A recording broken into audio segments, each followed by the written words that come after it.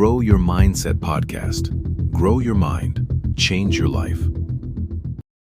Welcome, everyone, to the Grow Your Mindset podcast. I am just so happy to have you listening today. Yeah, thank you for having me. I'm really excited to get into this today. So today we are talking about how to master your mind and, how to really think straight. Right, and it's such an important topic. It really is. And I want to be clear right from the start. Today's show is not about how to make quick money No, definitely not. or like simple productivity tricks to work faster. We are focusing on the most powerful tool you actually have, which is your mind. Exactly. Because, if you really think about it, your mind controls everything. Everything. Yeah, it controls your decisions, your reactions, your confidence. It basically controls your entire future. Oh, wow. That is a big statement. It is, but it's true. If your mind is weak, every new opportunity looks scary. It looks like a threat. Right. You just want to run away. Exactly. But if your mind is strong, well, then problems just look like simple training, like resistance training in a gym. I love that. Problems are just training. So, for everyone listening, here is what you are going to learn today. We are going to talk about how your thoughts actually shape your life. Yeah, the hidden parts of the brain. Right, how that hidden part works and how you can finally take control of it. And remember, as you listen to us today, you are also improving your English naturally. Which is great. Two benefits at once. Exactly. So, to start us off, I want to share a simple idea. Think of your mind like a smartphone. Okay, a smartphone. Yeah.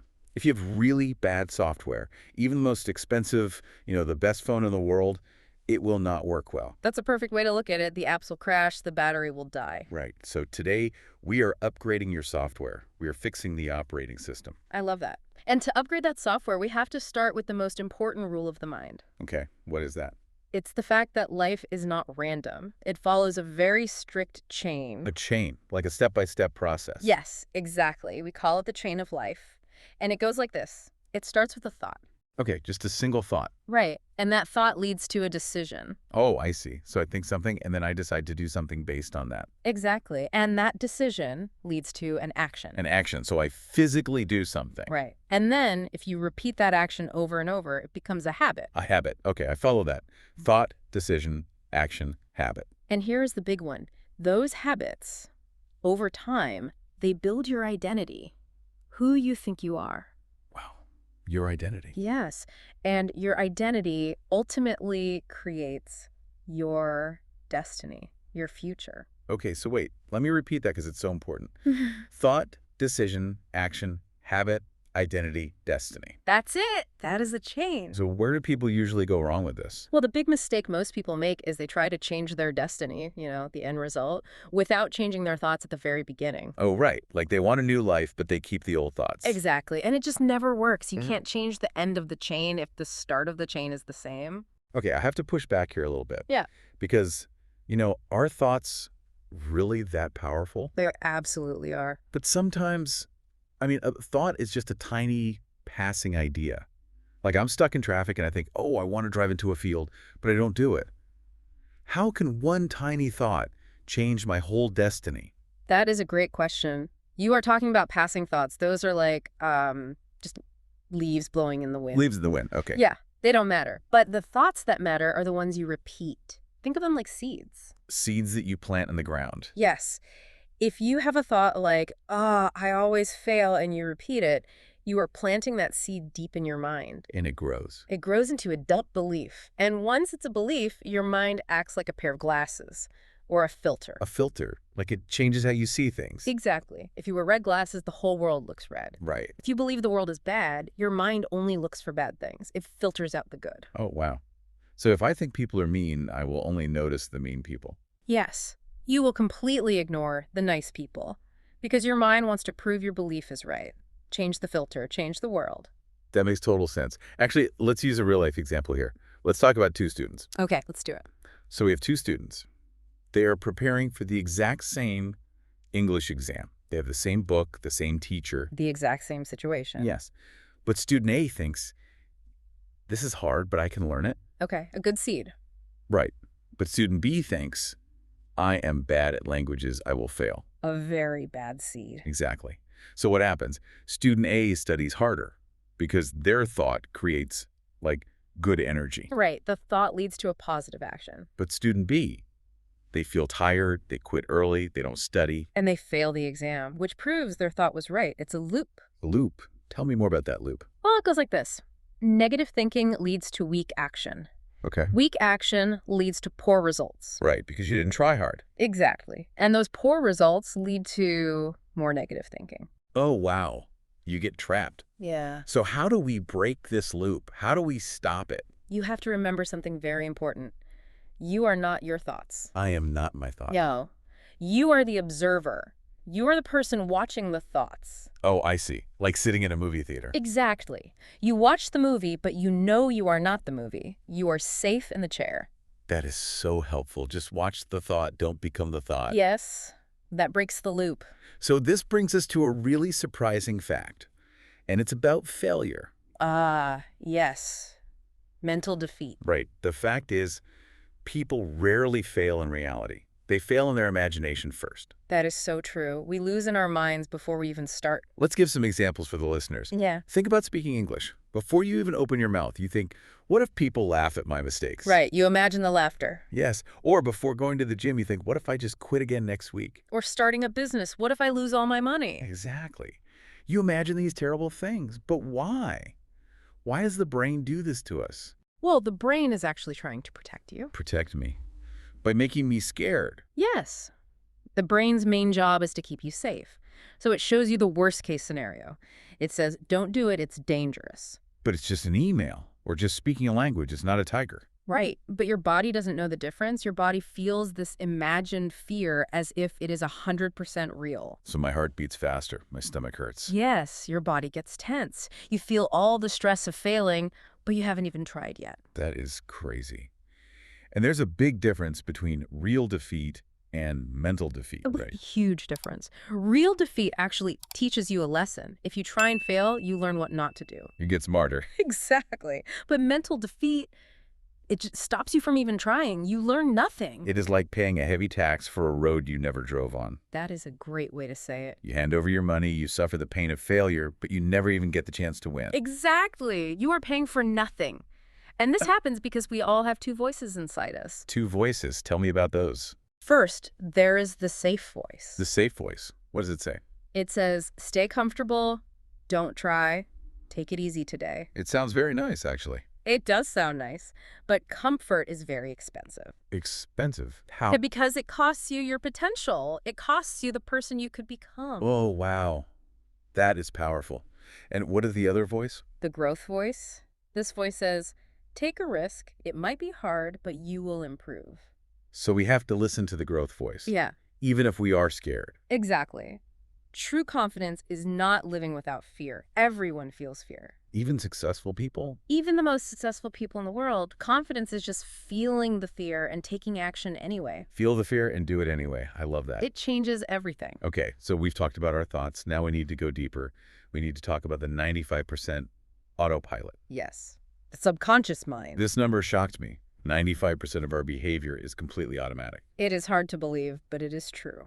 So can you explain this? What is the subconscious mind? Let's use a very clear picture. Imagine a car. Okay, a car.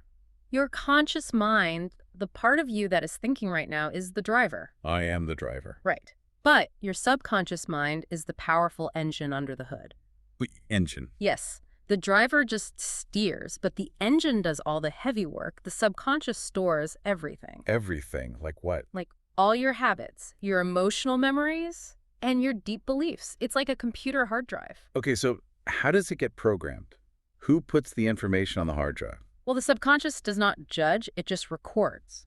Like a tape recorder. It just listens. Yes. And it gets programmed in 3 ways. By repetition, by strong emotions, and by authority figures. Authority figures? Like who? Like your parents or your teachers when you were young. Oh, I see. So if a teacher told me you are bad at math, the tape recorder just saved it. Exactly. It didn't ask if it was true, it just accepted it as a hard fact. And what if I do it to myself? What if I repeatedly say, I am lazy? Your subconscious accepts that too. It says, okay, we are lazy. I will make sure we act lazy every day. That is scary. So if 95% of my life is automatic and the engine is doing all the work, Yeah. am I just a robot? No, you are not a robot. Because it feels like I'm a robot. How do I change programming that I cannot even see? It takes work, but there is a simple 3-step framework to change your autopilot. Okay, I am ready. What is step one? Step 1 is awareness. Awareness. Just noticing things. Yes, you have to notice your patterns. Ask yourself, when do you normally quit? When do you feel doubt? So if I always get angry when I read my emails in the morning, I just need to notice it. Exactly. You catch the robot in action. Okay, what is step two? Step 2 is Interrupt. interrupt, like stop it. Yes.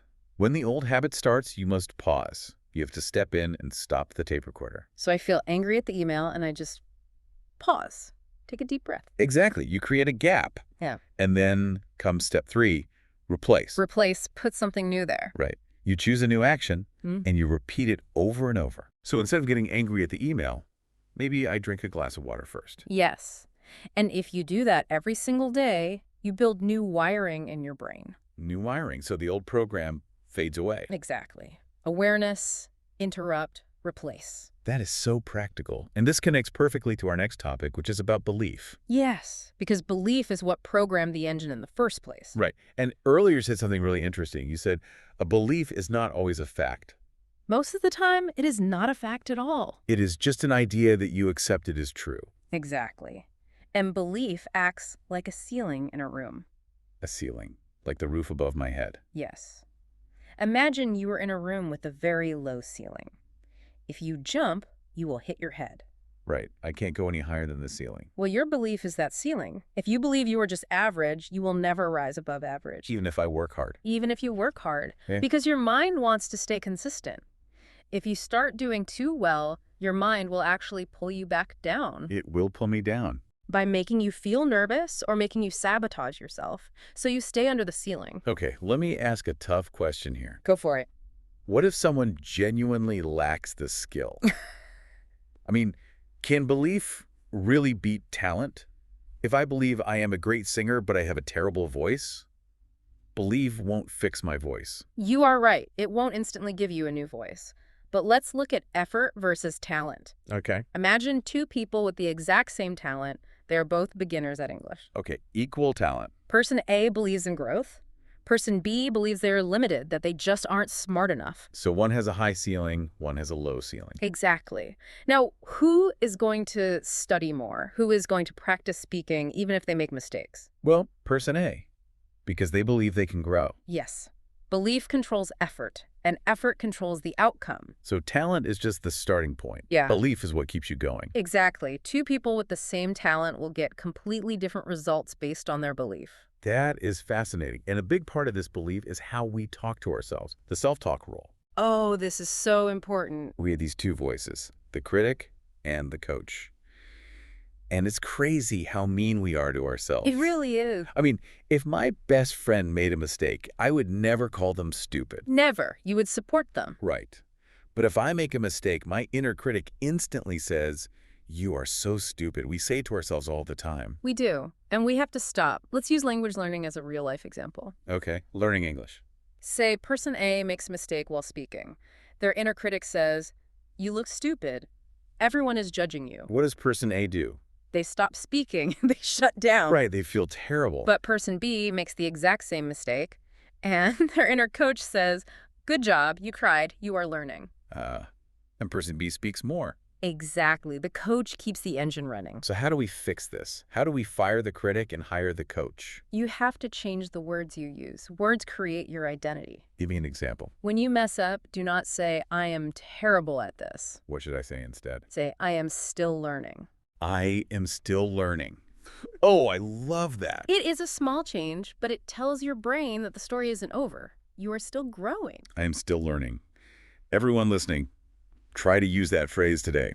So we've talked a lot about the inside of the mind. Let's talk about the outside world. The noisy world. Very noisy.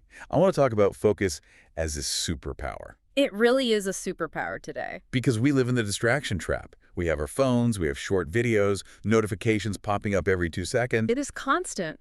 And I realized something reading our notes for today. People do not fail because they're not smart. No, intelligence is not the problem. They fail because their minds are scattered. They were trying to do 10 things at once. And there is a biological cost to that. It's the cost of jumping. The cost of jumping, like multitasking. Yes. The brain cannot actually multitask. It just jumps very quickly from one thing to another. So if I am studying English, and then I check a text message, and then I go back to studying. You just burned a lot of brain energy. Every time you switch, the brain loses power. It's like driving a car, right? Yeah, you gave a great analogy for this earlier. Yeah, it's like driving a car and pressing the gas and the brake at the exact same time. Exactly. The engine makes a lot of noise. You burn all your fuel. But you go nowhere. You just stay in the same place and get tired. Which is why you can scroll on a phone for 30 minutes, do zero real work, and feel completely exhausted. Wow, I have definitely felt that. Yeah. So what is the solution? Focus, and true focus is depth. Depth, meaning going deep into one thing. Yes. Being fully present. When you study, only study. When you work, only work. But that is really hard for people nowadays. It is, so you have to start small. I suggest a simple starting point. Okay, what is it? 20 minutes. No phone, no extra tabs open on your computer. Yeah. Just one task for 20 minutes. Just 20 minutes. That sounds doable. It is. You have to treat the mind like a muscle. You wouldn't lift a 100-kilogram weight on your first day at the gym. Right, you start with the light weights. So 20 minutes is the light weight. Exactly. Build the muscle of focus. Okay, so building on that muscle, let's Yeah. talk about mental discipline.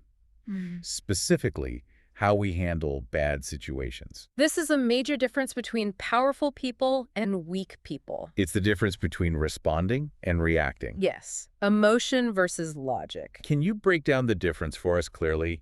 What is a reaction? A reaction is instant, it is emotional, and honestly, it is weak. Instant and emotional. Like what? For example, someone insults you at work and you immediately yell back at them. You don't even think, you just explode. Right. Your emotion takes over. That is a reaction. Okay, so what is a response? A response is intentional. It is strategic and it is powerful. So how does a response look in that same situation?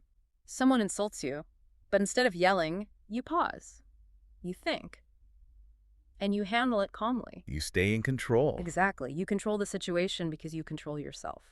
Let's share the story of the two employees to really make this clear. That's a great example. So two employees are criticized by their boss for a project. The boss says their work is not good enough. Employee A reacts. He gets angry, his face gets red, he argues with the boss, and then he goes back to his desk and stops trying. He let his emotion win. Right. But employee B responds. She pauses, she listens, she doesn't get angry, she asks us questions, and uses the feedback to improve. She used logic. Exactly. And a year later, employee B is promoted, and she is much more successful. Because she knew how to respond. So how do we train ourselves to be like employee B? Because in the moment, it is really hard not to react. It is hard, but there is a tool, a 5 to 10 second rule. The 5 to 10 second rule, how does it work? When something happens that makes you angry or stressed, you must force yourself to take a 5 to 10 second pause. Just freeze. Just freeze, breathe, do not speak. And in that pause, ask yourself one question. What question? What is the smartest move here? What is the smartest move here? Wow. Yes, not what do I feel like doing, but what is the smartest thing to do? Delaying the reaction gives you total control. That is brilliant. Okay, we're getting into the final parts of our conversation today. I want to talk about visualization and reprogramming your identity. Seeing the future. Right. They say everything built in the world was a picture in someone's mind first. It's true. The mind creates reality. But I have to ask, isn't visualization just daydreaming? What do you mean? Well, if I just sit on my sofa and imagine $1 million or imagine speaking perfect English, it won't magically happen. The money won't just appear in my room. I completely agree with you. That is not visualization. That is fantasy. Fantasy, what's the difference? Fantasy is seeing the end result without doing the hard work. It actually makes you lazy because your brain feels like it already achieved the goal. Oh, so if I just imagine winning, I won't want to practice. Exactly. True visualization is mental rehearsal. Mental rehearsal, like practicing in your head. Yes. You don't just see the result, you see the process. You imagine yourself doing the hard work, facing the obstacles, and staying calm. Give me an example of how that works. Let's take public speaking.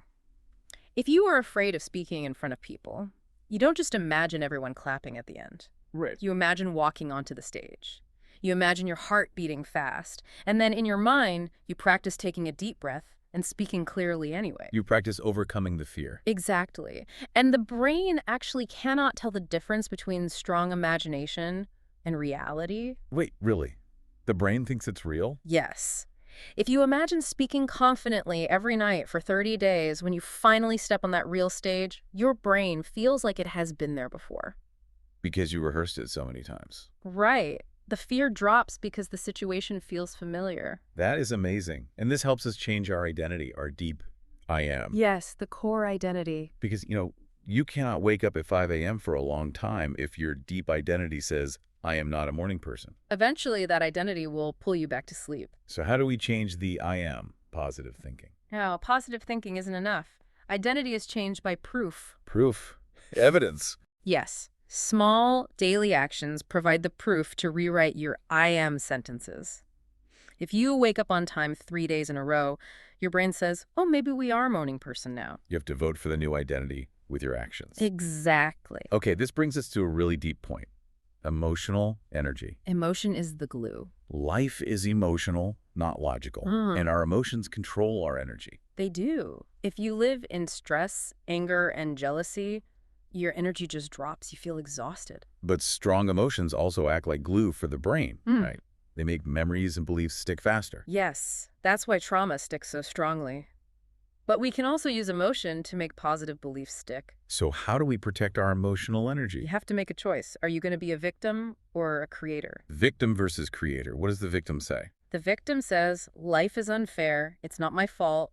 My boss is bad. The economy is bad. And sometimes those things are true. They are true. But blaming others feels safe, and it takes away all your power. If it's all your boss's fault, you can't change anything. You were just stuck. So what does the creator do? The creator looks at the same bad situation and asks, what can I control? How can I fix my part of this? They take the power back. Exactly. They don't complain about the rain, they build an umbrella. I love that.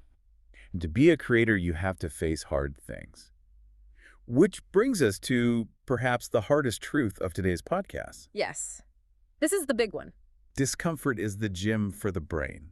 The mind does not grow when it is comfortable. We all love comfort, but every time you run away from something hard, like a cold morning or a difficult conversation, Your mind learns that discomfort is danger. It shrinks your world. it's just like lifting heavy weights. Exactly. If you never lift heavy weights, your muscles stay weak. If you never face hard tasks, your mind stays weak. You have to stress the muscle to make it grow. So we have to choose to be a little uncomfortable. We do. Because in life, we must choose between two pains. Two pains. What are they? The pain of discipline or the pain of regret. Wow. The pain of discipline builds the future. Yes. Waking up early is painful. Studying is painful. But it builds a better life. And the pain of regret. Regret is looking back in 10 years and wishing you had tried. And that pain lasts forever. The pain of discipline is temporary. Regret is forever. Doing one small, uncomfortable thing every day builds unstoppable confidence. It really does. Okay, we have covered so much amazing information. Let's summarize it for the listeners. Let's give them 3 simple, practical tips they can start using today. Tip number 1, the daily discomfort challenge. The daily discomfort challenge. What is that? Do one small thing every day that feels slightly uncomfortable. Just one thing. Yes. Speak up in a meeting, wake up 15 minutes earlier, or take a cold shower. Just prove to your brain that you can survive discomfort. Perfect. Tip number 2. The 10-second pause. All right, when we want to react. Yes. Next time you feel angry or stressed, do not speak immediately. Do not send that text message. Count to 10. And ask the magic question. What is the smartest response? Love it. And tip number 3. Change your self-talk. Catch the inner critic. Exactly. When you make a mistake, do not say, I am stupid. Force yourself to say, I am still learning. I am still learning. Those 3 tips are so powerful. They will change your autopilot. So, to everyone listening, I want to leave you with a motivating message today. You are not your past mistakes. No, you are not. And you are not your fears. You are the observer. You are the driver of the engine. Once your thinking changes, your life will change automatically. That is the chain of life. Your mind can be a prison, or it can be a weapon to help you succeed. You get to decide. You hold the keys. And before we go, I have a simple question for everyone to think about today. Let's hear it. If your mind recorded everything you said to yourself today and played it back on a big speaker for the whole world to hear, would you be proud of that voice? Or would you want to change it? Wow. That is a question that will stay with me all day. Thank you so much for joining us on the Grow Your Mindset podcast. Remember to keep practicing your English, Keep growing your mind, and we will see you next time.